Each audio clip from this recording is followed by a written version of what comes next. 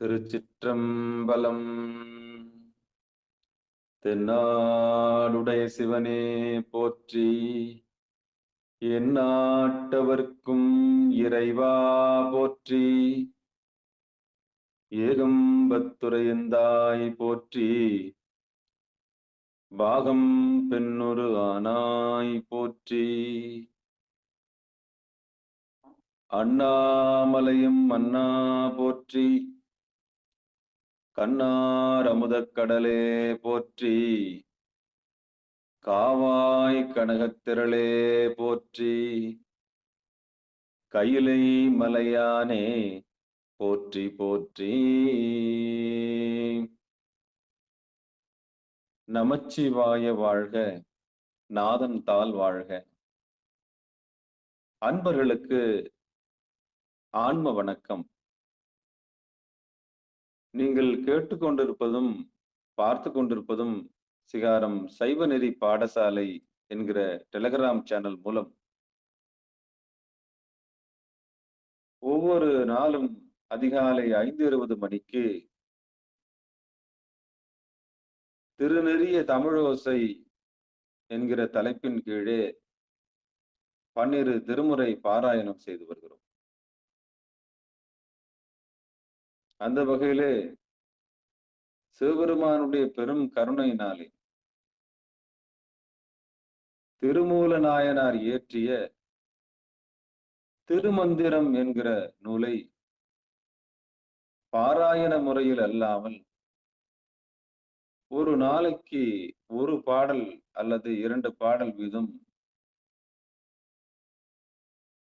சிந்தித்து ஓரளவுக்கு அதனுடைய உட்பொருளை சிவபெருமானுடைய கருணையினாலே தெரிந்து கொண்டு நாம் சிந்தித்து வருகிறோம். ஒரு வருடத்திற்கு ஒரு பாடல் என்கிற வரிசையில் எழுதப்பட்ட இந்த திருமந்திரம் நூல் 3000 ஆண்டுகள் தேவைப்பட்டிருக்கிறது. அப்படி சிவபெருமானுடைய பெரும் கருணையினாலே நந்தியம்பெருமான் உபதேசம் பெற்று, சிவபெருமானுடைய பெரும் கருணையினாலே அம்பாள் உபதேசம் பெற்று, அம்பாளுடைய பெரும் கருணையினாலே அம்மையப்பருடைய பெரும் கருணையினாலே நந்தியம்பெருமான் உபதேசம் பெற்று, அந்த நந்தியம்பெருமான் இந்த உலகம் உய்வதற்காக கைலாய பரம்பரையினுடைய ஞான பரம்பரையாக முதல் குருநாதனாக இருக்கக்கூடிய நந்தியம்பெருமானுடைய கருணையினாலே இந்த உலக உயிர்கள் இறைவனது திருவடியை அடைவதற்காக வழி வழியாக கொடுக்கப்பட்ட உபதேசம்தான் இந்த சைவ நெறி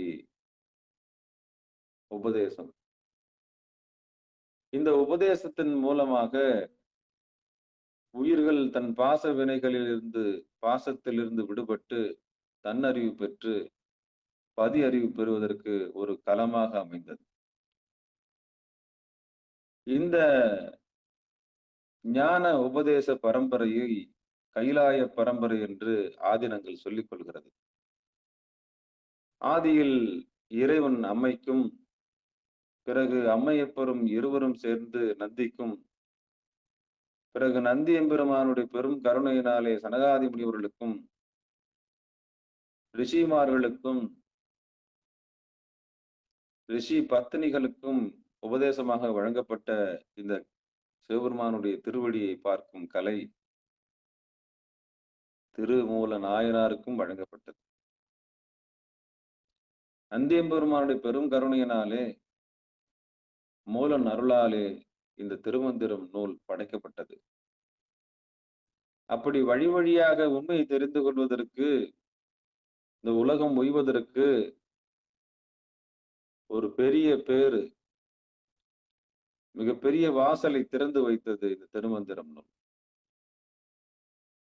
அப்படி ஒரு வருடத்திற்கு ஒரு முறையாக எழுதப்பட்ட அந்த பாடல் நாம் பாராயண முறையில் அல்லாமல் அதனுடைய தாத்பரியத்தை ஓரளவுக்கு ஆதினங்கள் எழுதிய பொழிப்புரையிலும் முன்னவர்கள் எழுதிய பொழிப்புரையிலும்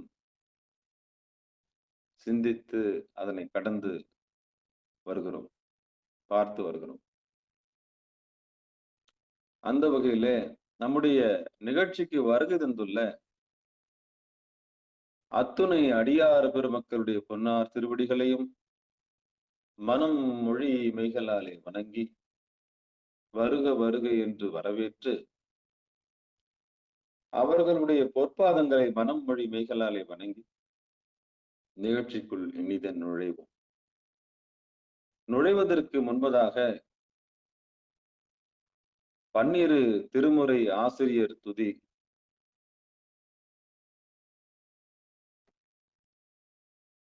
திருக்கோவில் அடைதல் நம்முடைய சிகாரம் சேனலுக்கு வருகிற ஒவ்வொரு உயிர்களுக்கும் திருக்கோவில் எது என்கிற உண்மை தெரியும். இந்த உடம்பு ஊன் உடம்பே ஆலயம் என்கிற அறிவு நிச்சயம் வந்திருக்கிற அத்தனை உள்ளங்களுக்கும் தெரியும். அந்த திருக்கோவிலை அடைதல் என்பது மெய்ஞானத்தை அடைதல். அதற்குண்டான பாடல் தான் தேவாரத்தில் சொல்லப்பட்டிருக்க திருக்கோவில் அடைதல், தன்னை அறிதல். பிறகு திருக்கதவம் திறத்தல். என்றான் உடம்பிற்கு சிரசே பிரதானம். அந்த சிரசலில் வலதுகன் சூரியன், இடதுகன் சந்திரன், அக்னி நேத்திரமாக இருக்கக்கூடிய அதுவே திறவு வாயில், மாடசாமி என்று அழைக்கப்படுகின்ற பூர்வ மத்தியம். அதுவே திருக்கோவிலுடைய கோவில் திறத்தல், கதவு திறத்தல். அதற்கு ஒரு தேவாரம், அதற்கு ஒரு பாடல். இப்படி எல்லா உயிர்களுக்கும் நம்பெருமானாக இருக்கக்கூடிய இறைவன் ஒவ்வொரு உயிருக்கும் எம்பெருமானாக இருக்கின்றான்.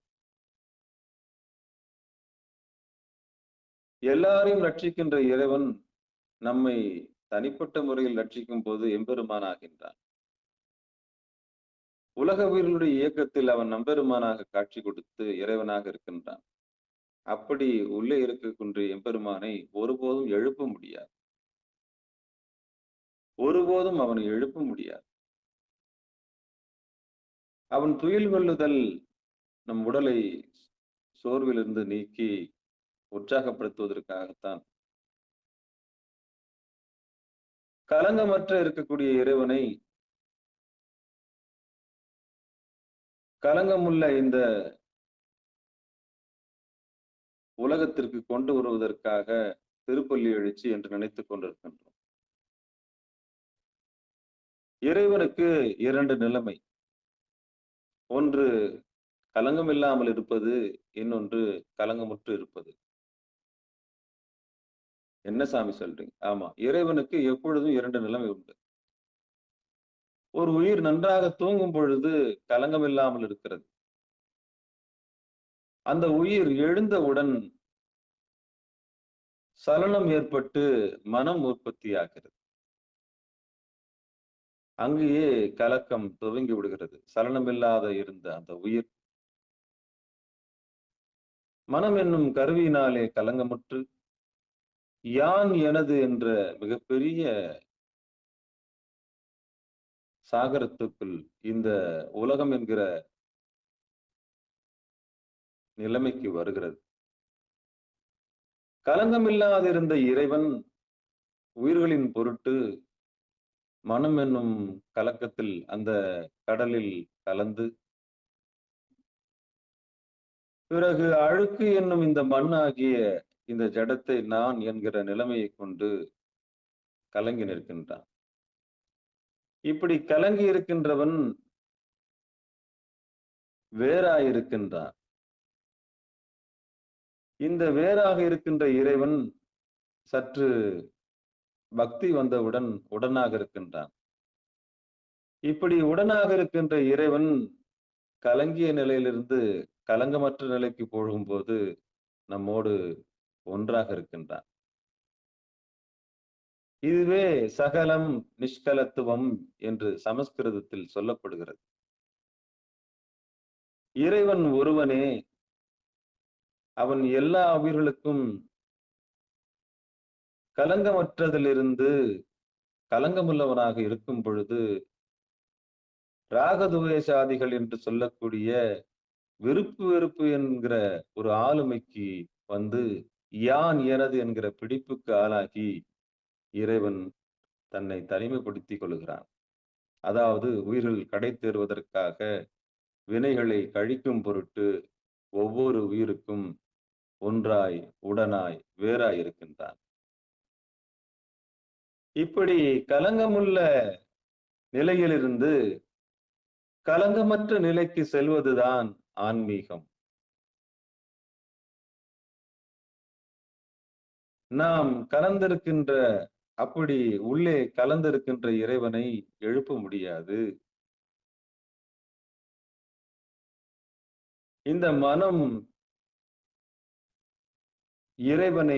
இறைவனோடு கலந்து நான் என்கிற நிலைமையை அடைகிற அந்த எழுச்சி துயிலில் இருந்துதான் நாம் எழுப்புகின்றோம். ஆக கலங்கமில்லாத நிலையிலிருந்து கலங்கமுள்ள ஒரு நிலைக்கு வருவதற்குத்தான் இந்த நிலை. இந்த சகலம் நிஷ்கலம் என்கிற நிலைமையை எல்லோரும் புரிந்து கொண்டீர்களானால் நம்மோடு இருப்பது இறைவன் என்கிற உண்மையை நீங்கள் உணர்ந்து கொள்வீர்கள். நம்மில் வேறாயிருக்கிற இறைவன், நம்மில் உடனாயிருக்கின்ற இறைவன், நம்மில் ஒன்றாயிருக்கின்ற இறைவன், இந்த 3 நிலைமையை உணர்ந்து கொள்வதற்குத்தான் திருப்பள்ளி எழுச்சி. யார் யாரை எழுப்ப முடியும்? அவன்தான் நம்மை எழுப்புகிறான். அவன்தான் நமக்கு இந்த யான் எனது என்று வானாகி, மண்ணாகி, வலியாகி, ஒலியாகி, ஊனாகி, உயிராகி, உண்மையுமாய், இன்மையுமாய், கோனாகி, யான் எனதென்று அவரவரை கூத்தாட்டி வானாகி நின்றாய் என் சொல்லி வாழ்த்துவேன். அவன் எழுப்பவில்லை என்றால் நாம் கோமா ஸ்டேஜில் தான் இருக்கணும். தன் உணர்வு அவன் கொடுக்கவில்லை என்றால், நான் என்கிற நிலைமை அவன் கொடுக்கவில்லை என்றால், நாம் வெறும் உயிருள்ள அந்த கோமா ஸ்டேஜ் என்று சொல்வார்கள். உயிர் இருக்கும், ஆனால் உணர்வு இருக்காது. அப்போ யார் யாரை எழுப்ப முடியும்? நம்மால் ஒருபோதும் யாரையும் எழுப்ப முடியாது. திருப்பள்ளி எழுச்சியினுடைய சாரம் என்னவென்றால், என்னை துயில் கொள்ள செய்த இறைவா, எழுந்தருள்வாய். எழுந்தருள்வாய்னா எழுந்தருள்வாய், எழுந்தருள்வாய்னா என்னுள் எழுந்தருள்வாய், எழுந்தருள்வாய். நன்றி அறிதலுக்காக பாடப்பட்டதுதான் திருப்பள்ளி எழுச்சி. நம்முடைய நிகழ்ச்சியில் 12 திருமுறை ஆசிரியர் துதி, உடம்பை கோவிலாக உணர்ந்த அதற்கு ஒரு துதி, அந்த புருவ மத்தியத்தை திறப்பதற்கு ஒரு துதி, அப்படி கலங்கமுற்று இருக்கக்கூடிய அந்த திருப்பள்ளி எழுச்சிக்கு ஒரு துதி, இப்படி பாடல்கள் எல்லாம் பாடிதான் நாம் நிகழ்ச்சி துவங்கி வருகிறோம். ஒரு வழமையாக வைத்திருக்கிறோம். இது எல்லாம் புறத்தை தேடிக்கொண்டு ஆன்மாக்கள் அலைந்து கொண்டிருக்கின்றன. நல்ல குருநாதருடைய சொல், நல்ல நல்ல ஆசிரியருடைய சொல் ஒரு மனிதனை திருப்பி போட்டுவிடும். வாழ்நாளை புரட்டி போட்டுவிடும். வெளிச்சத்துக்கு கொண்டு வந்துவிடும். அறியாமையை நீக்கிவிடும். முன்னம் செய்த தவத்தினாலே தன் நிலையை அடையக்கூடும். அந்த வகையிலே நம்முடைய சிகாரம் மிகப்பெரிய பங்காற்றி வருகிறது. மிகப்பெரிய புரட்சியை நாம் செய்து வருகிறோம். யாருக்கும் தெரியாமல், விளம்பரம் இல்லாமல், எந்தவித படாடோபமும் இல்லாமல், மிக நேர்த்தியாக உயிர்களுக்கு உண்மையை உணர்த்தி வருகிறோம். அதுவும் பரமனுடைய பெரும் கருணையினால். அந்த பணியில் பங்கெடுக்க வந்திருக்கிற அத்தனை உள்ளங்களையும் வருக வருக என்று வரவேற்று, சரியை, கிரியை, யோகம், ஞானம் என்கிற 4 நெறியில் நாம் எந்த நிலையில் இருந்தாலும், அந்த நிலையில் சுவாமி நமக்கு எல்லா வகையிலும் துணை புரிந்து, மிகப்பெரிய அனுபூதியை அடைவதற்கு ஒரு வாய்ப்பாக இது அமையும் என்று சொல்லி, நிகழ்ச்சிக்குள் இனிதே நுழைவோம். இன்றைக்கு உண்டான பன்னிரு திருமுறை ஆசிரியர் துதி.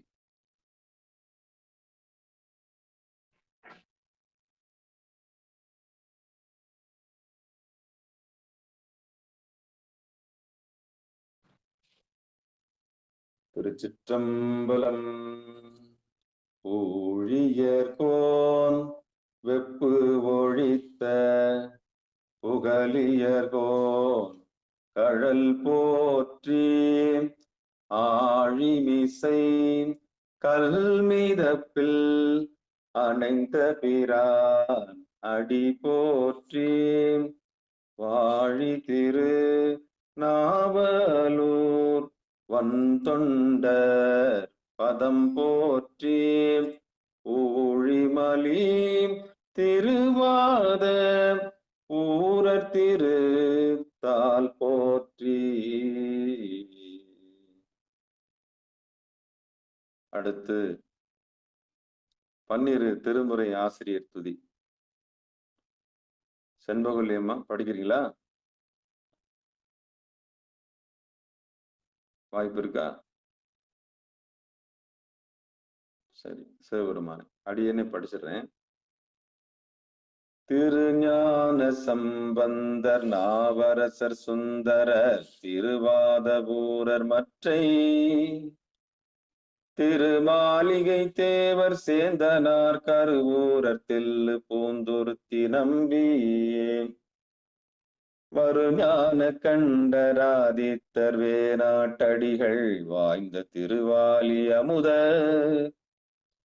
மறுபு பொருடோத்தமர் சேதிராயர் மூலர் மண்ணு திரு ஆலவாயார் ஒரு காரை காளம்மை ஐயடிகள் சேரமான் ஒளிர்கீரர் கல்லாடனார் பொன் கபிலர் பரணர் மெய்யுணர் இளம் பெருமானோடு ஓங்கும் மதிரா அடிகளார் திருமேவு பட்டினத்து அடிகளோடு நம்பியாண்டார் நம்பி சேக்கிழாரும் சிவநெறி திருமுறைகள் 12 அருள் செய்த தெய்வீக தன்மையோரே. திருமுறைகள் 12 அருள் செய்த தெய்வீக தன்மையோரே. இது 27 பேர் ஆசிரியர் துதி சிவபெருமான். அடுத்து திருக்கோவிலை அடைதல், பிறகு திறத்தல். காட்டூரில் இருந்து சிவத்திருமதி தேவி வெங்கடேசன் இருக்கீங்களா? இருக்கங்க ஐயா. திருச்சிற்றம்பலங்க ஐயா. நமச்சிவாய வாழ்க, நாதன் தாள் வாழ்க. அன்பர்களுக்கு ஆன்ம வணக்கம். அத்துணை அடியார் பெருமக்களின் பொன்னா திருவடிகளை மனமொழி மேகலை வணங்குகிறோம். திருக்கோவில் அடைதல். அருள் பெருகு தனிக்கடலும் உலகுக்கெல்லாம் அன்பு செறி கடலுமாம் எனவும் ஓங்கும் ஒரு சமய முதற்சபையை நெறிதான் பெற்ற புண்ணிய கண்ணிரண்டனவும் புவனம் முய்ய இருகட உண்ட அருளும் உலகுக்கெல்லாம் ஈன்றால்தான் திருவருளும் எனவும் கூடி தெருக்களை நாண கன்றும் அரசும் சென்று செஞ்சவடை வானவர் கோவில் சேர்ந்தார் அன்றே.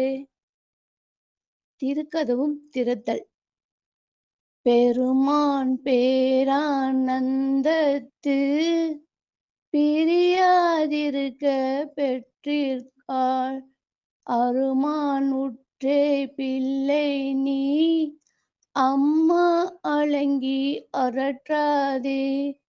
திருமாமணிச்சே திருக்கதவும் திறந்த போது சிவபுரத்து திருமால் அறியா திருப்புயங்கன் திருத்தால் சென்று சேர்வோமே. திருமால் அறியா திருப்புயங்கன் திருத்தால் சென்று சேர்வோமே. நன்றிங்க ஐயா. அற்புதம். நன்றி, நன்றி, நன்றி. அடுத்து திருப்பள்ளி எழுச்சி. யாராவது படிக்கிறீங்களா? எத்தனாவது எத்தனாவது பதிங்க ஐயா? நீங்க விருப்பப்பட்டதை பாடுங்க. சரிங்க, நன்றிங்க. திருச்சிற்றம்பலம். இன்னிசை வீணையர் யாழினர் ஒரு பால் இரு கொடு தோத்திரம் இயம்பினர் ஒரு பால் துண்ணிய பிணை மலர் கையினர் ஒரு பால் தொழுகையர் அழுகையர் துவள்கையர் ஒரு பால் சென்னியில் அஞ்சலி கூப்பினர் ஒரு பால் திருப்பெருந்துறை உரை சிவபெருமானே என்னையும் ஆண்டு கொண்டு இன்னருள் புரியோம் எம்பெருமான் பள்ளி எழுந்தருளாயே என்னையும் ஆண்டு கொண்டு இன்னருள் புரியோம் எம்பெருமான் பள்ளி எழுந்தருளாயே. நன்றிங்க ஐயா. திருச்சிற்றம்பலம். நன்றி சிவபெருமான். சிவசிவம். திருச்சிற்றம் தில்லையம்பலம். தென்னாடுடைய சிவனே போற்றி, எந்நாட்டவர்க்கும் இறைவா போற்றி, ஏகம்பத்துரையந்தாய் போற்றி, வாகம் பெண்ணொரு ஆனாய் போற்றி, அண்ணாமலையும் அண்ணா போற்றி, கண்ணார் அமுதக்கடலே போற்றி, காவாய் கனகத்திரளே போற்றி, கைலை மலையானே போற்றி போற்றி. அன்பர்களுக்கு ஆன்ம வணக்கம். சிவபெருமானுடைய பெரும் கருணையினாலே திருமந்திரம் என்கிற நூலை பாராயண முறையில் அல்லாமல் நாம் ஒவ்வொரு பாடலாக சிந்தித்து வருகிறோம்.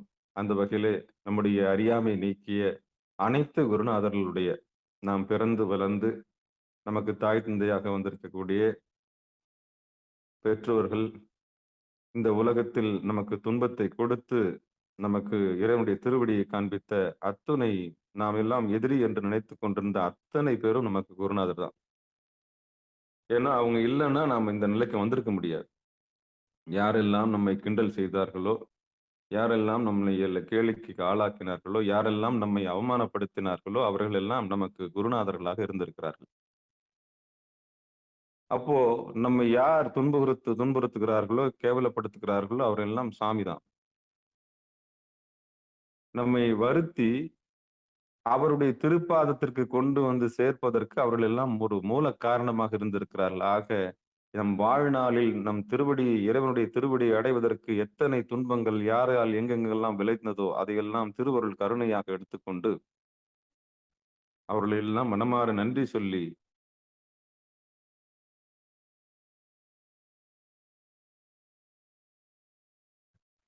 தன்னை குரு என்று தன்னை குருநாதர் என்று ஆமா நன்றிம்மா தன்னை குருநாதர் என்று எங்கும் சொல்லிக் கொள்ளக்கூடாது என்று அவர் கட்டளையிட்டிருக்கின்றார். அடியேனை இந்த செந்நெறியில் ஆட்படுத்திய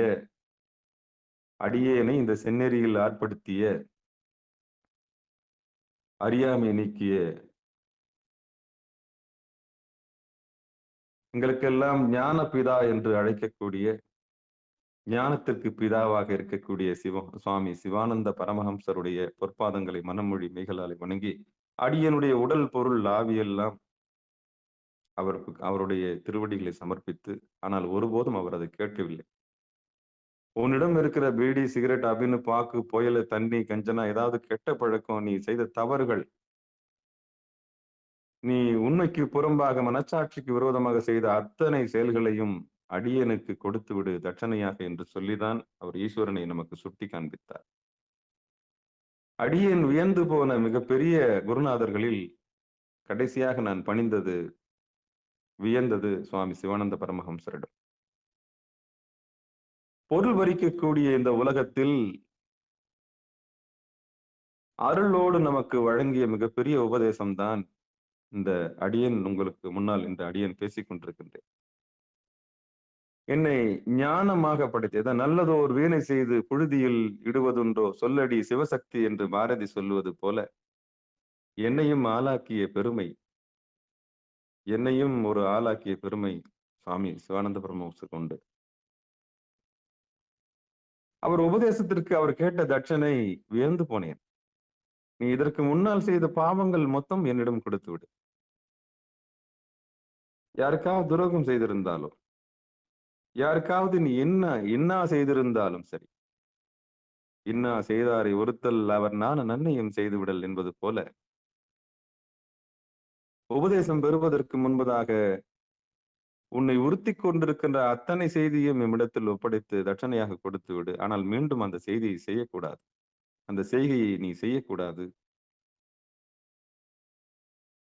மனசாட்சிக்கு விரோதமாக எந்த ஒரு உடலையும் உயிரையும் தீங்கு இழைக்க கூடாது என்ற உறுதிப்பாடோடுதான் அடியனுக்கு ஈஸ்வரனை சுட்டி காண்பித்தார்கள். 29வது வயதிலே பெற்ற அந்த உபதேசம் 12 வருடங்கள் ஆகிற்று ஒரு முழுமை பெறுவதற்கு. அதுவரைக்கும் இடையில் நான் எங்கும் பேசக்கூடாது, அனுபவம் வரும் வரை காத்து கொண்டிருந்தேன்.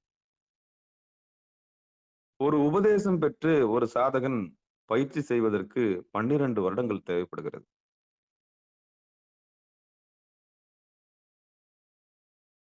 அந்த 12 வருடங்கள் முழுமை அடைந்த பிறகுதான் ஒரு சாதகன் அனுபவத்தை பகிர்வதற்கு முடியும். இதற்கிடையில் பல சோதனைகளில் விழுந்து விடுபவர்களும் உண்டு. அந்த வகையிலே ஞானபிதாவினுடைய பெரும் கருணையினாலே இந்த ஒரு சுற்றை முடித்து உயிர்களை உய்வதற்காக மிகப்பெரிய பணியை நமக்கு கொடுத்திருக்கிறார்கள். அந்த வகையிலே அவர்களுடைய பொற்பாதங்களை மனமொழி மெய்களாலே வணங்கி பணிந்து தாழ் பணிந்து நிகழ்ச்சிக்குள் இனிதே நுழைவோம். இந்த உபதேசம் கொடுப்பதற்கு முன்பதாக கேட்ட தட்சணை இருக்கிறதே, அதுதான் வியப்பு. பொருள் பறிக்கிற உலகத்தில் இப்படி நம்முடைய பாவங்களை வாங்கி கொண்டு மீண்டும் அதை செய்யக்கூடாது என்கிற பெரிய உன்னதமான ஒரு கொள்கையை கொடுத்த, அதனால் வியந்து போனேன் நான். இது கலியுகம் என்று எல்லோரும் விரக்தியாக சொல்வார்கள். ஆனால் இந்த கலியுகத்திலும் நமக்கு ஒரு வழிகாட்டக்கூடிய ஞானபிதாவாக இருக்கக்கூடிய அப்பாவுடைய பொற்பாதங்களை மீண்டும் ஒரு முறை வணங்கி நிகழ்ச்சிக்குள் இனிதே நுழைவோம். எங்கெங்கோ தேடி யார் யாரெல்லாம் நமக்கு வழிகாட்டுவார்கள் என்று நினைத்து பார்த்தால் அவர்களெல்லாம் இந்த உலகத்தை நிலையில்லாத பொருள்களை காட்டி நம்மை எல்லாம் திசை திருப்பினார்கள். ஆனால் இவர் மட்டுமே உண்மையை நமக்கு சுட்டி காண்பித்தார். அப்படி யார் ஒருவர் உண்மையை சுட்டி காண்பிக்கின்றாரோ அவரிடம் நம்முடைய உடல் பொருள் ஆவி எல்லாவற்றையும் கொடுத்து தானவனாக மாற வேண்டும். அப்படி மாறும் பொழுது குரு பக்தி நம்மை இறை பக்தியில் கொண்டு போய் சேர்த்துவிடும். தத்தளித்து கொண்டிருக்கின்ற ஒருவனுக்கு, கடலில் தத்தளித்து கொண்டிருக்கிற ஒருவனுக்கு, மாயா சமுத்திரத்தில் வழி தெரியாமல் தவித்துக் கொண்டிருக்கிற ஒருவனுக்கு ஒரு காய்ந்த மரம்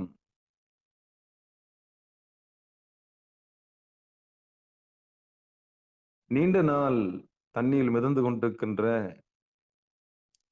தேவையற்ற ஒரு மரம் கிடைத்தால் எப்படி மிதந்து வருகின்ற அந்த மரத்தை இறுக்கி பிடித்து கொள்ளுவானோ அதுபோல குரு உபதேசம்.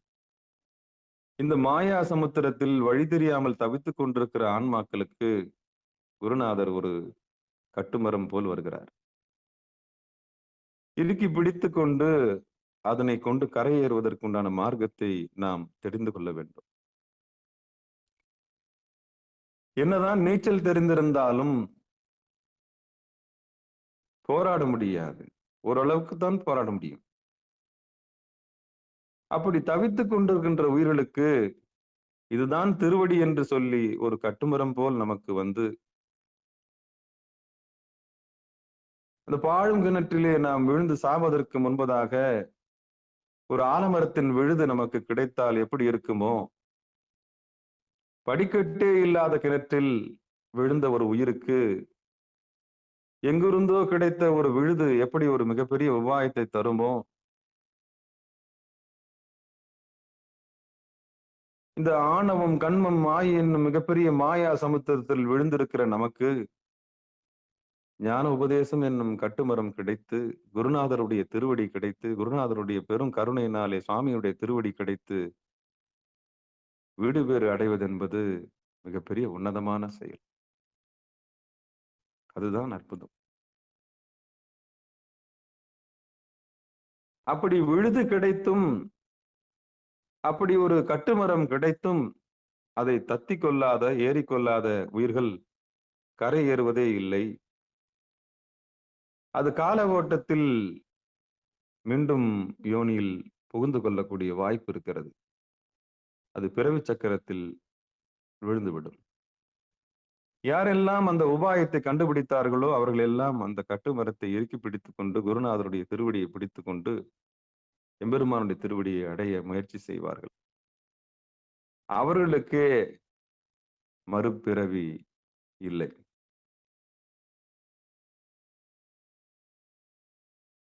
மற்ற எல்லோரும் மாய்ந்தார்கள், இவர்கள் வாழ்ந்தார்கள். திருவடியை கண்டவர்கள் மட்டுமே வாழ முடியும். இறைவனை அறிந்து கொண்டவர்கள் மட்டுமே வாழ்வதற்குண்டான எல்லா லட்சணங்களும் இறைவன் தருகின்றான்.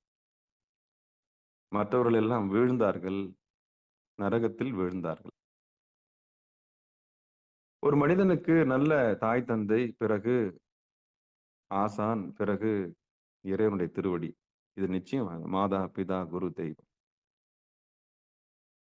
அந்த வகையிலே நமக்கு சிகாரத்திற்கு வந்திருக்கக்கூடிய அத்தனை உள்ளங்களுக்கும் சுவாமி ஏதோ ஒரு வகையிலே உங்களுக்கு இந்த திருவடியை சுட்டிக்காட்ட ஒரு வாய்ப்பை அடியனுக்கு கொடுத்திருக்கிறார்கள் என்று சொல்லி, இந்த திருமந்திரத்தில் 3ஆம் தந்திரத்தில் 10ஆம் பகுதியில் இருக்கக்கூடிய அட்டாங்க யோக பேரில் ஒவ்வொரு யோகத்திற்கும் ஒரு பலன் இருக்கிறது.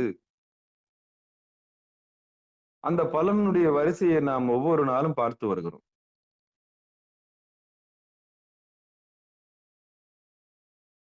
குறிப்பாக ஏமத்திற்கு உண்டான பலன், நியமத்திற்கு உண்டான பலன், ஆசனத்திற்கு உண்டான பலன்,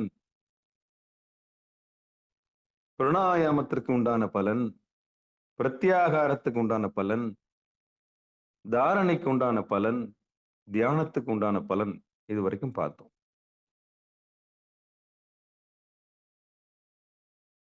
இறைவன் என்றால் யாருன்னு தெரியாதவனை பத்தி நமக்கு கவலை வேண்டாம்.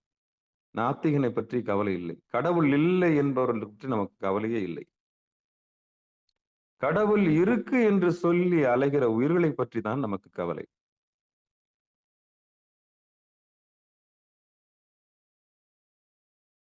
கடவுள் இல்லை என்று சொல்லுகிறவர் பற்றி நமக்கு கவலையே இல்லையே. அவன் நிச்சயம் ஒரு நாள் உணர்ந்து கொள்ளுவான். வாழ்க்கை அவனுக்கு பாடம் கற்பித்து விடும். இறைவன் அவனுக்கு உணர்த்தி விடுவான். ஆனால் இருக்கு என்று சொல்லி உயிர்கள் படுகிற வேதனை இருக்கிறதே, அதை சொல்லி மாளாது. ஏன் செய்கிறோம், எதற்கு செய்கிறோம், எப்படி செய்கிறோம் என்ற பகுத்தறிவு இல்லாமல், பக்தி இல்லாமல் செய்கிற அந்த மூட பக்தி தான் நம்மை வயிற்றெரிச்சலுக்கு ஆளாக்குகிறது. உண்மை இதுவென்று தெரியாமலேயே அலைகிற உயிர்களை பார்க்கும் பொழுது நமக்கு வருத்தம் ஏற்படுகிறது. அந்த உண்மையை சுட்டி காண்பிப்பதற்காகத்தான் நாம் பிரயத்தனப்படுகிறோம். போதும், அலைந்தது போதும், அலைந்தது போதும். இனி நிலையாக இரு, நிலையானதை பற்றிக்கொள். நீ உன்னை அறிவாயாக, உன்னை நீ அறிவாயாக, சத்து சித்து ஆனந்தத்தில் மூழ்கி இருப்பாயாக, விடுதலை பெறுவாயாக. உடம்பிலிருந்து விடுதலை, மனத்திலிருந்து விடுதலை, மயக்கத்திலிருந்து விடுதலை, இத்தனை விடுதலையும் ஒரு குருநாதர் மூலம் உங்களுக்கு கிடைக்கிறது. மிகப்பெரிய பாரம் உங்களை விட்டு நீங்குகிறது.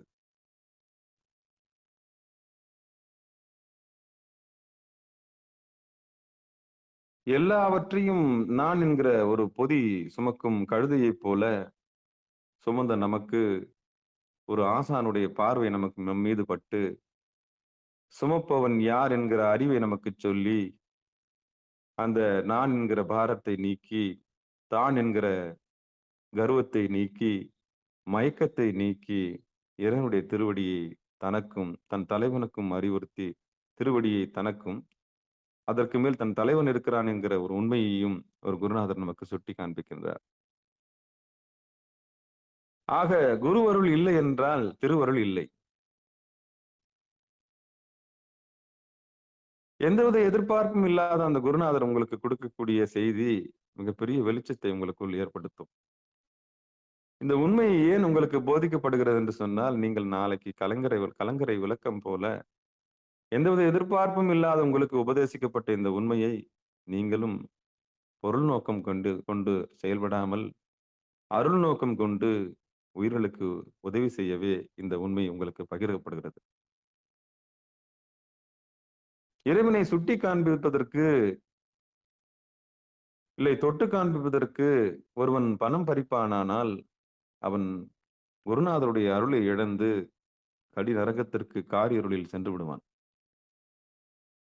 ஆக ஒருபோதும் இங்கு வந்திருக்கக்கூடிய அத்தனை உள்ளங்களும் உங்களுக்கு எப்படி இறைவனுடைய திருவடி மிக இலகுவாக குருநாதர் மூலம் உங்களுக்கு கிடைத்ததோ, அதுபோல பக்குவப்படாத ஆன்மாக்கள் உங்களிடம் பழகும் பொழுது அதுக்கு நேர்த்தியாக ஒரு செவிலி தாய் போல நீங்கள் இருந்து அந்த உயிர்களுக்கு இறைவனுடைய திருவடியை மெதுவாக சுட்டி காண்பிக்க வேண்டும் என்பது அடியனுடைய விண்ணப்பம். நீங்கள் எப்படி உய்வடைந்தீர்களோ, எப்படி நீங்கள் இந்த நான் என்பதையும் தான் என்பதையும் மயக்கத்தையும் மீண்டு, அதான் ஆணவம் கன்மம் மாயை கடக்க உங்களுக்கு எப்படி குருநாதர் உதவினாரோ, இந்த மாயா சமுத்திரத்தில் மீண்டு வருவதற்கு எப்படி ஒரு கட்டுமரம் போல அவர் இருந்தாரோ, எப்படி ஒரு காலணியை போல இருந்தாரோ, உங்களுடைய பாதங்களை கல் மண் முள் மேடு பள்ளம் இத்தனையும் சுமந்து ஒரு காலணியை போல, ஒரு செருப்பை போல இருந்து உங்களை சுமந்து இந்த கரையிலிருந்து அந்த கரைக்கு கொண்டு வந்தாரோ, ஒரு ஓடத்தை போல் இருந்தாரோ, அதுபோல நீங்கள் இருக்க வேண்டும். ஓடம் தன்னை தியாகம் செய்தது, காலணி தன் தியாகத்தை செய்தது. வீடு வந்தவுடன் எல்லாவற்றையும் கழட்டி விடுவது இயல்புதானே.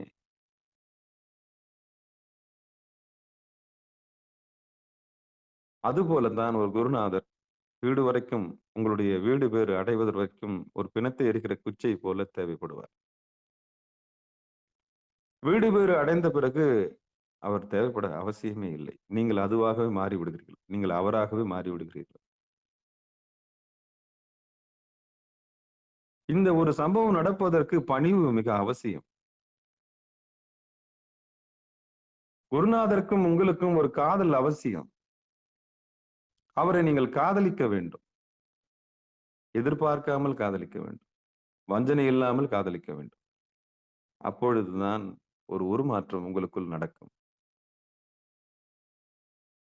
மானுட சட்டை தாங்கி இறைவன் வருகின்றான். திருவருள் தான் குருவருளாக வருகிறது. குருவருள் தான் திருவருளை சுட்டி காண்பிக்கிறது. அந்த குருநாதரை இறுக்கி பிடித்துக் கொண்டு கரையேறுவதற்குண்டான எல்லா மார்க்கத்தையும் அவர் சுட்டி காண்பிக்கின்றார். அப்படிப்பட்ட குருநாதருடைய அருள்தான் இந்த திருமூலர். நமக்கு எல்லாம் மிகப்பெரிய வெளிச்சத்தை பாமரர்கள் எல்லாம் புரிந்து கொள்ளும் வகையில் 3000 பாடல்களை படைத்திருக்கிறார். அப்படி படைக்கப்பட்ட அந்த அட்டாங்க யோக பேர்வில் 3ஆம் தந்திரத்தில் 10ஆம் தலைப்பில் ஒவ்வொரு படிநிலையிலும் உயிர்கள் அடைகின்ற அந்த பலன்களை ஒவ்வொரு நாளும் அடியேன் கூறியது கூறல் என்கிற குற்றத்திற்கு ஆளானாலும் மீண்டும் மீண்டும் சொல்லி வருகிறேன். இறைவனுக்கு ஆட்பட்ட நாள் முதல், ஒழுக்கத்தை கடைபிடித்து ஒழுக்கத்திற்கு வந்த நாள் முதல், ஒழுக்கத்தை கடைபிடித்த நாள் முதல், ஆசனத்தில் அமர்ந்த நாள் முதல், பிராணாயாமம் செய்த நாள் முதல், பிரத்யாகாரத்தில் பயிற்சி செய்த நாள் முதல், பிறகு தியானத்தில் தாரணையில் என்னுடைய இறைவனை தொழுது நின்ற காலத்தில், பிறகு தியானத்தில் இறைவனுடைய திருவுருவை சிந்தித்து, பிறகு சமாதியை அடைகிற வரைக்கும் ஒவ்வொரு பலனை இறைவன் நமக்கு யோக சூத்திரத்தில் கொடுத்திருக்கிறார். அந்த வகையிலே இன்றைக்கு நாம் அந்த 3ஆம் தந்திரத்தில் கடைசியாக இருக்கக்கூடிய அந்த 10வது பகுதியிலே அட்டாங்க யோகக்குறி 8வது பாடலாக இருக்கக்கூடிய சமாதியினுடைய பலன்களை நாம் இன்றைக்கு பார்க்க போகிறோம். ஏமத்திற்கு வந்ததுக்கான கூலியெல்லாம் பார்த்தோம். ஆனால் இந்த சமாதி நிலைக்கு வந்த உயிர்கள் அடைகின்ற பேர் இருக்கிறதே, அதை குறித்து பார்ப்போம்.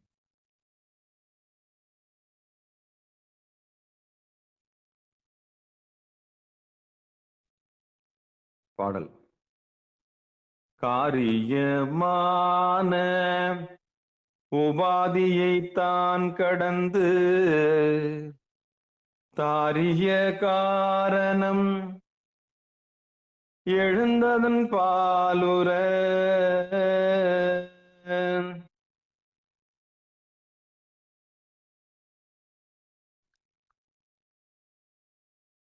காரியமான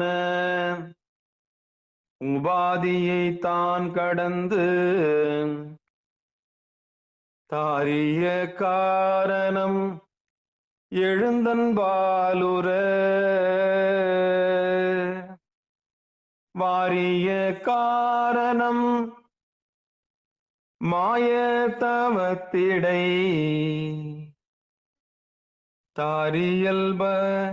தாரியல் தற்பரம் சேர்தல் சமாதியே.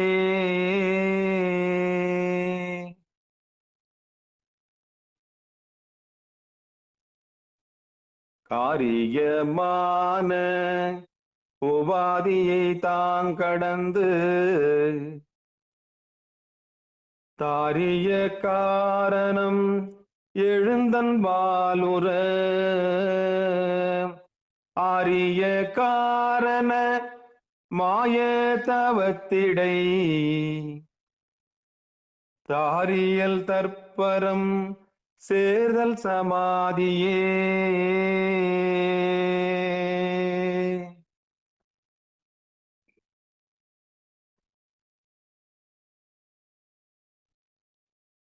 காரியமான உபாதியை தான் கடந்து தாரிய காரணம் எழுந்தன் பாலுர ஆரிய காரண மாய தவத்திடை தாரியல் தற்பரம் சேர்தல் சமாதியே. உங்க சமாதிக்கு உண்டான பலனை சுட்டி காமிச்சிருக்காரு திருமந்திரத்துல. அட்டாங்க யோக பேர் கொடுத்துட்டாரு. அதுல தொட்டவனுக்கு அது உள்ள வந்தவனுக்கே என்ன பலன் சொல்லிட்டாரு. ஆனா அதுல இறுதி பலன் சமாதி இருக்கு இல்லையா, எல்லாரும் சமாதிக்கு அப்புறம் வாழ்க்கை முடிஞ்சு போச்சுன்னு நினைக்கிறாங்க. சமாதிக்கு அப்புறம் தான் வாழ்க்கையே ஒருத்தனுக்கு தொடங்குது. ஞானத்துல சமாதிக்கு அப்புறம் தான் ஒருத்தனுக்கு வாழ்க்கையே தொடங்குது. பாவம் உயிர்கள் சமாதி நிலைக்கே வர்றதில்லை. சமாதி நிலைக்கே வர்றதில்லை. சமாதினா செத்து போறதுன்னு தான் அவன் கனவு கண்டு வச்சிருக்கிறான். கண்ணீர் அஞ்சலி ஓட்டுற மாதிரி நடிச்சிட்டு இருக்கிறான். திருவடி பேரு அடைஞ்சாருன்னு போட்டு வருத்தம் அடைகிறன்னு கீழே போடுறான். சிரிப்பான சிரிப்பு வரும்.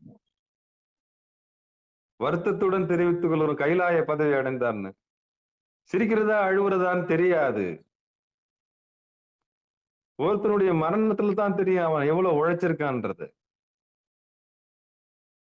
நிறைய கூட்டம் வருதுன்னு சொன்னா பணத்தால ஏதாவது செஞ்சிருப்பான், புண்ணியம் செஞ்சிருப்பான், இல்ல மிகப்பெரிய பதவியில் இருந்திருப்பான்,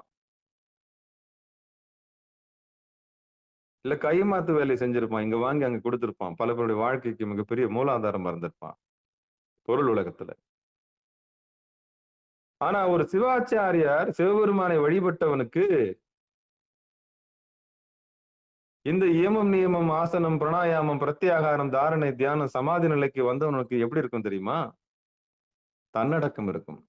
தன்னடக்கம்னா அடங்கி உள்ள அமர்ந்து கொள்ளக்கூடிய மிகப்பெரிய பக்குவம் இருக்கும். அங்கதான் ஒருத்தன் உழைச்சானா உழைக்கலையான்ற உண்மை தெரியும். அவன் தவம் பண்ணானா இல்லையான்றது. இந்த சமாதி நிலையில ஆதியோடு இரண்டரை கலந்த மிகப்பெரிய பேரு பெருகினான். ஒரு உயிர் சாமியோட நிலைமையே பெறுது. சாமியோட நிலைமையே பெற்றுக்கிறான். அவன் தானாகிறான், தான் அவனாகிறான். அவ்வளவுதான், முடிஞ்சு போச்சு சமாதி. ரெண்டு பேரும் ஒன்னாகிறாங்க. அதுக்கப்புறம் பூமியில நடிச்சுக்கிட்டு இருப்பான். எப்படி? சமாதி நிலையை அடைஞ்சவங்க எப்படி இருப்பாங்கன்னா, தன்னை காமிச்சிக்க மாட்டாங்க. 10ஓட 11 இருப்பாங்க. சிரிச்சுக்கிட்டே ஒரு மாதிரி புன்னையா இருப்பாங்க. எதையும் ஒரு நகைச்சுவா ஹேண்டில் பண்ணுவாங்க. அதாவது நுட்பமா ஹேண்டில் பண்ணுவாங்க. எவ்வளவு பெரிய சூழ்நிலையாக இருந்தாலும் சமாளிக்கக்கூடிய ஆற்றல் அவங்களுக்கு இருக்கும். காரணம் என்ன? இறைநிலையோட இருப்பாங்க. நீங்க துக்கத்தை சொன்னாலும் அவங்க துக்கப்பட மாட்டாங்க. நீங்க சந்தோஷமான செய்தியை சொன்னாலும் அவங்க சந்தோஷப்பட மாட்டாங்க. ஏன்னா 2 நிலையை கடந்திருப்பாங்க. அதிகமா பேச மாட்டாங்க. தேவைக்கு தான் வாயிலிருந்து வார்த்தை வரும். அவங்க கூட நீங்க உட்கார்ந்து இருந்தீங்கன்னா வெறும் ஓங்கார சத்தம் மட்டும் கேட்கும். இம்முன்ற சத்தம் நமக்குள்ள காதுல கேட்கும். ஆனா நார்மலா இருப்பாங்க. எதையும் வெளி காமிச்சிக்க மாட்டாங்க. தன்னை சாமியார்னு சொல்லிக்கவும் மாட்டாங்க. நிரம்பி இருப்பாங்க. நிறைகுடம் போல இருப்பாங்க. ததும்ப மாட்டாங்க. குதிக்க மாட்டாங்க. ஆரவாரம் செய்ய மாட்டாங்க. அனுபூதியோட இருப்பாங்க. பணிவா கேட்டா முறையா சொல்லி தருவாங்க. எதுலயும் ஒரு வேகம் இருக்காது. நுட்பம் இருக்கும். அறிவுல ஒரு வேகம் இருக்கும். குறிப்பா சொல்ல போனா 3 காலமும் அவங்களுக்கு வசமாகி இருக்கும். அப்படிப்பட்ட ஒரு அடியாரை நீங்க பாத்தீங்கன்னா விடாதீங்க. அவ்வளவு சீக்கிரம் அவர் கோபமும் பட மாட்டார். ஆனா கோபம் வர்ற மாதிரி நடிப்பாரு. அதையும் நீங்க கண்டுபிடிக்கலாம். அவர்தான் வாழுகிற சமாதி நிலையடைந்த ஜீவன் முக்தர். அவர்தான் உண்மையிலேயே சிவனடியார். சிவபதம் அடைந்தவரை நம்ம விடக்கூடாது. ஒரு நிகழ்ச்சி நடக்குதுன்னு சொன்னா போய் எச்சில் இலை எடுத்துட்டு இருப்பார். மேடைக்கு போகணுன்ற எண்ணம் இருக்காது அவருக்கு. எதையாவது ஒரு வேலையை செஞ்சிட்டு இருப்பாரு. தன்னை முன்னிலைப்படுத்தாம இருப்பார். அவரை கண்டுபிடிக்கிறது தான் கஷ்டம். இந்த உற்றாரை யான் வேண்டேன், ஊர் வேண்டேன், பேர் வேண்டேன்ற பாட்டுக்கு ஏத்த மாதிரி இருப்பார். அவருக்கு எதுவுமே தேவைப்படாது. அவர் முழுமை அடைஞ்சிட்டாரு. பரிபூர்ணத்தை அடைஞ்சிட்டாரு. ஆனா 10ஓட 11 இருப்பாரு. அவங்களுக்கு நீங்க உணவு படைச்சீங்கன்னா, அவங்கள கண்டுபிடிச்சீங்கன்னா, அவங்க கிட்ட இருந்து நீங்க உபதேசம் வாங்குனீங்கன்னா, அவங்க உங்க நெத்தியை தொட்டு விபூதி பூசி விட்டாங்கன்னா, நீங்க அடைகிற பேரே வேற. அவ்வளவுதான். வாழ்க்கையில மிகப்பெரிய மாற்றம் உங்களுக்கு வந்துரும். நோய் போயிடும். பிணி போயிடும். மயக்கம் போயிடும். ஆணவன்ற கொம்பு முறிஞ்சு போயிடும். ஆமா, இத்தனையும் நடக்கும். எப்போ? அந்த குருநாதரை சந்திக்கும் போது. சமாதி நிலை அடைஞ்சவங்களுடைய நிலைமையை சொல்றேன். இந்த பாட்டுக்கு உண்டான பொழிப்புரை நம்ம பார்த்துருவோம்.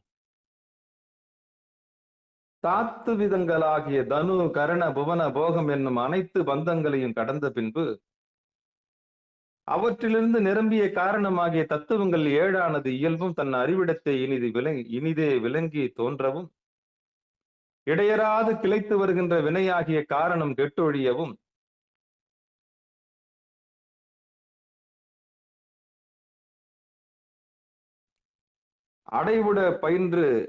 அடைவு பட பயின்ற யோகத்தால் மறுமையில் தனது கடவுளோடு ஒப்ப இருத்தல் சமாதியிலே பெறத்தக்கதாம். மீண்டும் ஒரு முறை சொல்லிடுறேன். இந்த பாட்டுக்கு நான் பலனை பார்த்துருவோம்.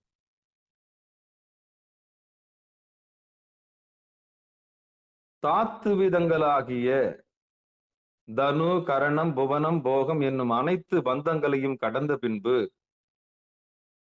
அவற்றிலிருந்து நிரம்பிய காரணமாகிய தத்துவங்கள் 7ஆனது இயல்பும் தன் அறிவிடத்தை இனிது விளங்கி தோன்றவும்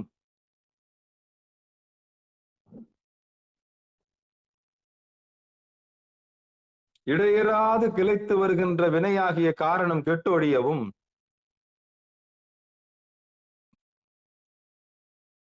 அடைவுபட பயின்ற யோகத்தால் மறுமையில் தனது கடவுளோடு ஒப்ப இருத்தல் சமாதியிலே பெறத்தக்கதாம். அப்படின்னு தர்மயாதனம் பொழிப்புரையில போட்டு.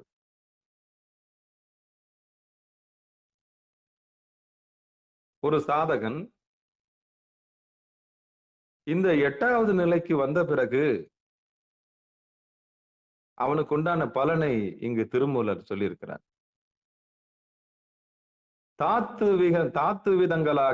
தாத்துவிகங்களாக்கிய தனு கரண புவன போகம். பிறவி எடுப்பதற்கு முன்பதாக கேவல நிலையிருந்த நம்மை இறைவன் திருவருள் கருணையினாலே வினையை கூட்டி பிறகு நம்மை ஒரு களிமண்ணு போல அதுக்கு ஒரு மண்ணை கூட்டி, அதான் உடம்பு தனு. அந்த தனுவிலே ஒரு கரணத்தை வைத்து, அதான் உயிர் மனம்.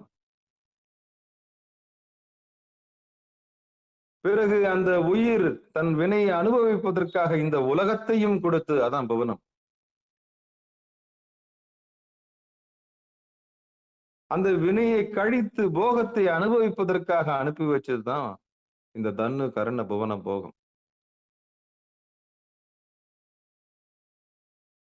உடம்பை கொடுத்து, அதற்கு வினையை கொடுத்து,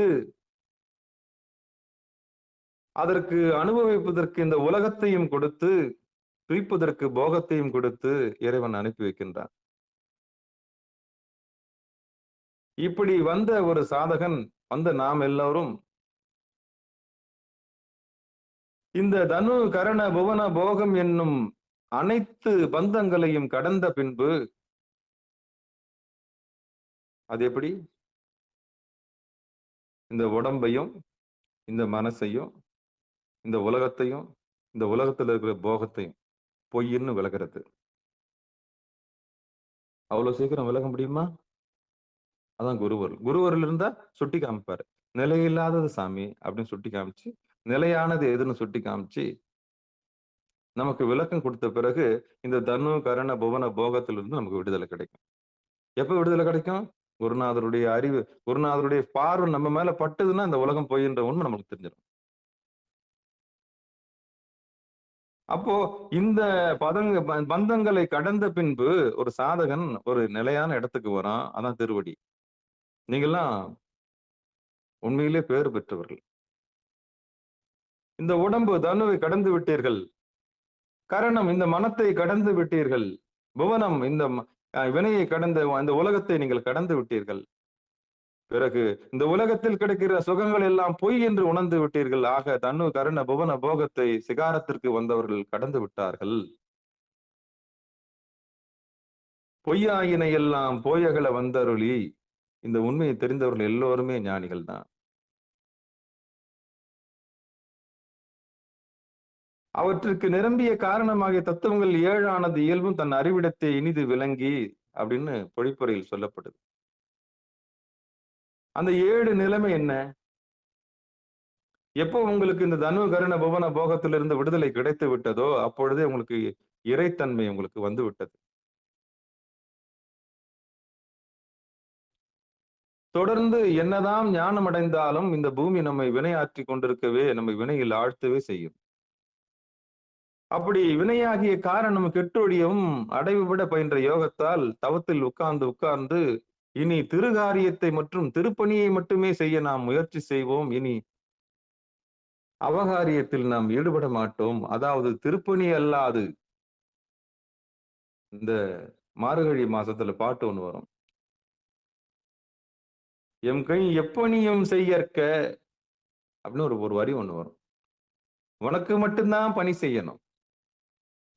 அப்போ ஒரு சமாதி நிலைக்கு வந்தவன் இறைவனுடைய திருக்குறிப்பை அறிந்து அந்த பணியை மட்டுமே செய்வான். அதான் திருப்பணி. திருக்குறிப்பை அறிந்து எவன் ஒருவன் திருப்பணியை செய்கின்றானோ அவனே சிவப்பணி செய்கிறவன்.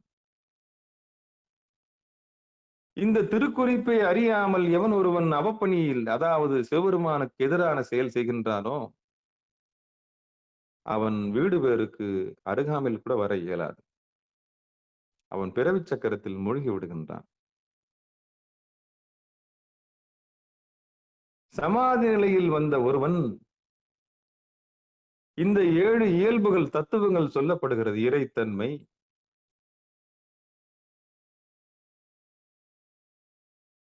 எப்படி இந்த தனு கரண புவன போகத்திலிருந்து விடுதலை பெற்ற ஒருவன் இறையாம் தன்மை அடைகின்றான். என்ன தருவான் அம்பலத்தவன் தன்னையே தருவான் என்கிற ரீதியில் சாதகன் இறைநிலையை அடைகின்றான். அவன் தானாகின்றான், தான் அவனாகின்றான்.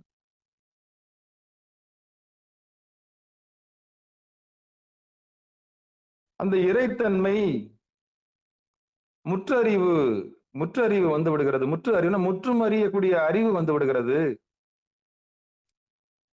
எல்லா பொருள்களிலும் தான் இருப்பதை உணர்கின்றான். அவனை மயக்குவதற்கு மாயை அவளிடம் கெஞ்சி நிற்கின்றால், இவனை மயக்க முடியாது. சமாதி நிலைக்கு போனவனை ஒருபொழுதும் மாயை மயக்காது. இறைத்தன்மை அடைவது முதல் தத்துவம். 3 காலங்கள் முற்றறிவும் அடைவது 2வது தத்துவம்.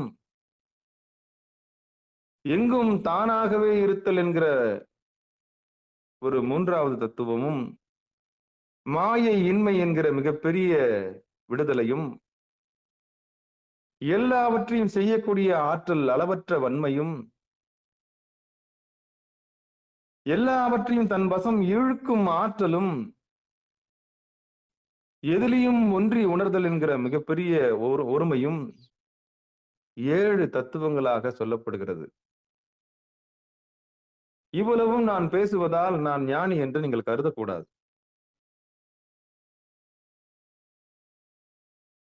ஏற்கனவே உள்ளதை அடியேன் படித்து கூறுகிறேன்.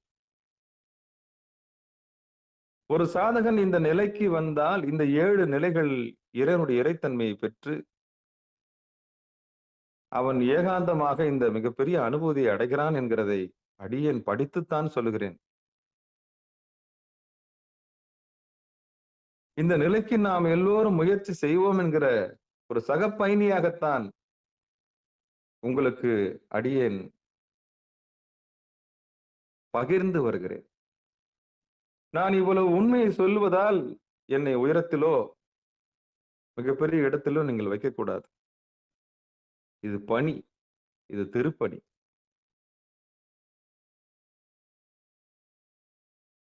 ஏற்கனவே படைக்கப்பட்டது, சொல்லப்பட்டதை, உண்மையை நாம் பகிர்கிறோம், அவ்வளவுதான். நல்ல ஒரு ஆசிரியன் எந்தவித புகழுக்கும் மயங்காமல் எல்லாம் இறை செயல் என்று ஒதுங்கி விடுவதுதான் உத்தமம். அந்த வகையில் அடியேனும் ஏற்கனவே இந்த சமாதி பாதத்தில் அடைந்தவருடைய பொற்பாதங்களை மனமொழி மெய்களாலே வணங்கி, இந்த தனு கருண புவன போகங்களிலிருந்து விடுதலை பெற்ற ஒருவன் இந்த 7 நிலைகளை தத்துவங்களாக பெற்று இறை நிலைக்கு சமமாக, ஆதிக்கு சமமாக இருப்பதனால் இதற்கு சமாதி என்று பெயர். இந்த நிலையை எல்லோராலும் அடைய முடியும். அதற்கு குருநாதருடைய மிகப்பெரிய கருணை வேண்டும். அவ்வளவுதான். சரி, தூரம் தூரம் நம்ம விலகி நின்ற கூடாது.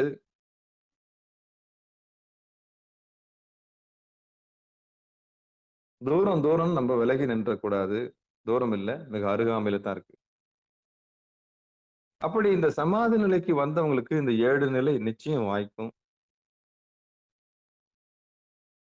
இந்த 7 நிலைமையும் ஒரு உயிர் துய்த்து அவனோடு இரண்டரை கலந்து அதுக்கப்புறம் தான் வாழ்க்கையே துவங்கும். அப்போ சமாதி நிலை என்பது மரணம் அல்ல, வாழ்க்கை துவங்குகிற மறு பிறவி. அந்த இடத்திற்கு எல்லோரும் வர வேண்டும் என்பதே சிகாரத்தினுடைய நோக்கம்.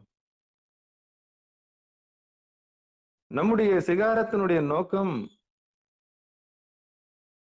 மெய்ப்பொருளை காண்பது, மெய்ப்பொருளை சுட்டி காண்பிப்பது, திருவடியை சுட்டி காண்பித்து வீடு பேற்றினை விளக்குவது, உயிர்கள் தனு கரண புவன போகங்களை கடந்து எம்பெருமான் திருவடியை அடைவதற்கு வழிகோலுவதற்காகவே நம்முடைய சிகாரம். அந்த வகையிலே இன்றைக்கு சமாதிக்கு உண்டான மிகப்பெரிய பலனை நாம் பார்த்தோம். சமாதி நிலைக்கு வந்தவனுக்கு இந்த 7 பேரு நிச்சயம் கிடைத்தே தீரும். இறைத்தன்மை பெற்று விடுவான், தன்வயமாக இருப்பான், எதையும் தானாக பார்க்கக்கூடியவன், முற்றறிவு கிடைக்கும், முக்காலம் உணர்வான், சித்திகள் எல்லாம் கடந்து வந்திருப்பான். இப்படி 7 விதமான பதங்களை நாம் பார்க்கிறோம்.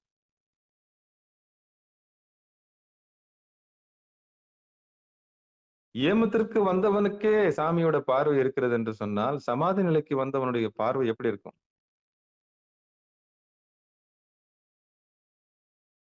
இறைத்தன்மை, முற்றறிவு, எங்கும் தானாதல், மாயையின்மை, அளவற்ற வன்மை, தன்வசமாதல், ஒன்றி ஒன்றுதல் போன்ற 7 தன்மை அவனுக்கு வாய்க்கிறது.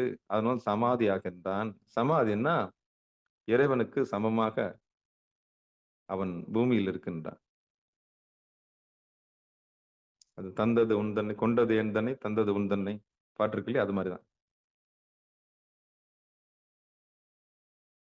இப்ப சமாதிக்கு உண்டான பலன் தெரிஞ்ச பிறகு நாமெல்லாம் அந்த இலைக்கு போக முடியுமா சாமி? நிச்சயம் போக முடியும். நிச்சயம் போக முடியும்.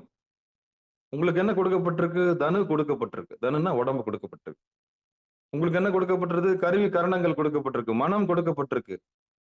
உங்களுக்கு என்ன கொடுக்கப்பட்டிருக்கு? இந்த புவனம் கொடுக்கப்பட்டிருக்கு. தனு கரண புவனம், தனு கரண புவனம் கொடுக்கப்பட்டிருக்கு. உங்களுக்கு என்ன கொடுக்கப்பட்டிருக்கு? போகம் கொடுக்கப்பட்டிருக்கிறது. உங்களுக்கு யாரும் தடை செய்யல. ஆனா இவ்வளவும் கொடுத்து அனுபவித்து அதுல ஒண்ணுமே இல்லைன்ற ஒரு உண்மையை நீங்க உணர்ந்து கொள்வதற்காக தான் கொடுக்கப்பட்டிருக்கு. தனு கரண புவன போகங்கள் கொடுக்க. அப்ப உடம்ப கொண்டு, இந்த மனசை கொண்டு, உயிரை கொண்டு மயக்கத்தை தீர்த்து இதெல்லாம் பொய்ன்னு தெரிஞ்சு உண்மையை தெரிஞ்சுக்கிறதுக்கு பல காலம் ஆகுது. பல காலம் ஆகுது. அப்ப நல்ல குருநாதர் நமக்கு வாய்க்கும் போது மிக எளிதாக நாம் கடந்து விடுகிறோம். எதுலையுமே சிக்கிக்கிறது இல்லை, எதுலையுமே தேங்கிக் கொள்வதல்ல. தேங்கினோம்னா நாற்றம் வரும். ஒரு நீரோடைய போல நாம கடந்து கடந்து வந்துடுறோம். அப்படின்னா குருநாதருடைய அருள் நமக்கு இருக்குன்னு அர்த்தம்.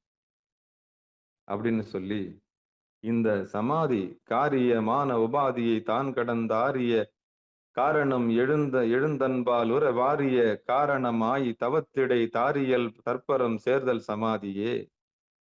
அப்ப சமாதி வந்தவங்களுக்கு 7 மிகப்பெரிய உன்னதமான நிலையை கொடுக்கின்றார் சுவாமி. அந்த 7 பேர்களை அடியான்னு சொன்னேன்.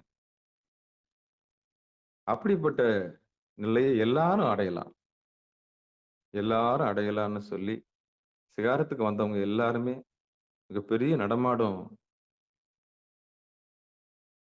கோவில்கள். உண்மையை உணர்ந்தவர்கள் நிச்சயம் ஏமம், நேமம், ஆசனம், பிராணாயாமம், பிரத்யாகாரம், தாரணை, தியானம், சமாதி என்கிற மிகப்பெரிய படிநிலையில் அவர்கள் எட்டுவார்கள். குருநாதருடைய அருள் இருந்தா போதும். எவ்வளவு சீக்கிரம் முடியுமோ அவ்வளவு சீக்கிரம் இதெல்லாம் முடியும். செஞ்ச பாவ புண்ணியத்துக்கு ஏற்ற மாதிரி நம்முடைய நிலை கிட்டும். அதனால இதெல்லாம் தூரம், நமக்கெல்லாம் இது ஒத்து வராது அப்படின்னு நம்ம பிரிச்சு பார்க்காம நிச்சயம் நமக்கு சாமி இதெல்லாம் தருவார்னு நம்பணும். நிச்சயம் சாமி இந்த சொல்லாடல்லாம் குறித்து பயந்துடாதீங்க. சொல்லாடல்லாம் குறித்து பயந்துடாதீங்க, பயப்படாதீங்க.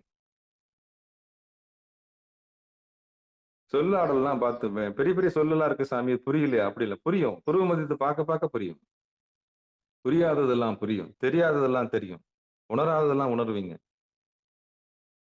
ஆமா, இதுக்கு முன்னாடி படிப்பறிவு இல்லாம இருந்தீங்க. எப்போ? எது படிக்கிறது? தன்னை படிக்கிற படிப்பறிவு இல்லாம இருந்தீங்க. எப்போ பூர்வ மத்தியத்துக்கு வந்தீங்களோ, என்னைக்கு உண்மை உங்களுக்கு தெரிஞ்சு போச்சோ அன்னைக்கே நீங்க ஒரு நாளைக்கு செலவு பண்ணணும். ஒரு நாளைக்கு 24 நிமிடம் ஆடாம அசையாம அங்க பார்த்து கதறணும் சாமி கிட்ட. அப்ப எனக்கு விமோசனம் எப்போ?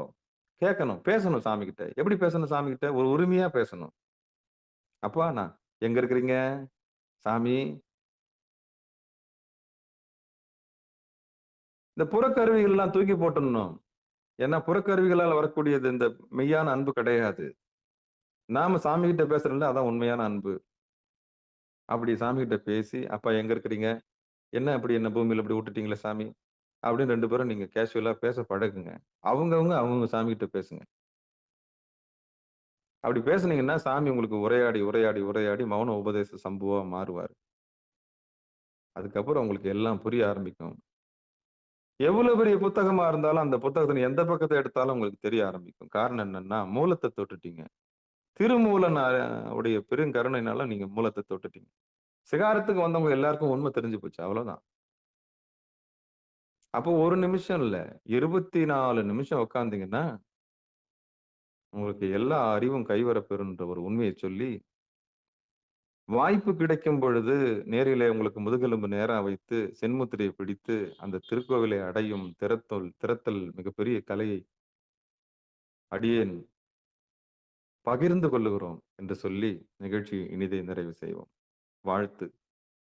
மண்ணில் நல்ல வண்ணம் வாழலாம் வைகளும், எண்ணின் நல்ல கதிக்கு யாதுமோர் குறைவிலை, கண்ணின் நல்லத்துரும் கழுமல வளநகர், பெண்ணின் நல்லாலோடும் பெருந்தகை இருந்ததே, தனம் தரும் கல்வி தரும் ஒரு நாளும் தளபரியா மனம் தரும், தெய்வ வடிவம் தரும் நெஞ்சில் வஞ்சமில்லா இனம் தரும், நல்லென எல்லாம் தரும் அன்பர் என்பவருக்கே, கணம் தரும் பூங்குழலால் அபிராமி கடைக்கண்களை ஆறிரு தடந்தோல் வாழ்க, அருமுகம் வாழ்க, வெற்பை கோருசை தனிவேல் வாழ்க, குக்குடம் வாழ்க, செவ்வேலேறிய மஞ்சை வாழ்க, ஆனைதன் அணங்கு வாழ்க, மாறிலா வள்ளி வாழ்க, வாழ்க சீரடியாரெல்லாம் வாழ்க சீரடியாரெல்லாம் வான்மிகில் வழாது பெய்க, மலிவலம் சுரக்க மன்னன் கோன்முறை அரசு செய்க, குறைவிலாது உயிர்கள் வாழ்க, நான்மறை அறங்கள் ஓங்க, நற்றவும் வேள்வி மல்க, மேன்மைகள் செய்வ நீதி விளங்குக உலகமெல்லாம், மேன்மைகள் செய்வ நீதி விளங்குக உலகமெல்லாம், மேன்மைகள் செய்வ நீதி விளங்குக உலகமெல்லாம். திருச்சிற்றம்பலம், தில்லையம்பலம். அன்பர்களுக்கு வணக்கம்.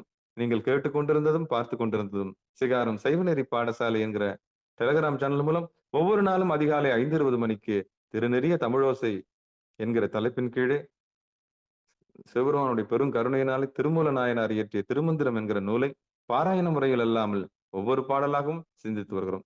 அந்த வகையில நம்முடைய நிகழ்ச்சிக்கு வருகின்ற அத்தனை அடியார் பெருமக்களுடைய பொன்னார் திருவடிகளை மனமொழி மேகலாலை வணங்கி நிகழ்ச்சியை நிறைவு செய்வோம். மீண்டும் இன்று மாலை 6 மணிக்கு திருவடி பணிதல் என்கிற தலைப்பின் கீழே தவ பயிற்சி நடந்து வருகிறது. இந்த திருமந்திரத்தை ஒட்டி சொல்லப்பட்ட அத்தனை உண்மைகளையும் நீங்கள் அனுபவபூர்வமாக அறிந்து கொள்ள தவத்தில் வந்து அமரும்படி பணிவன்போடு கூறி நிகழ்ச்சியை நிறைவு செய்வோம். நற்றுணையாவது நமச்சிவாயவே. நன்றிங்க. அனைவருக்கும் வணக்கம். திருச்சிற்றம்பலம், தில்லையம்பலம்.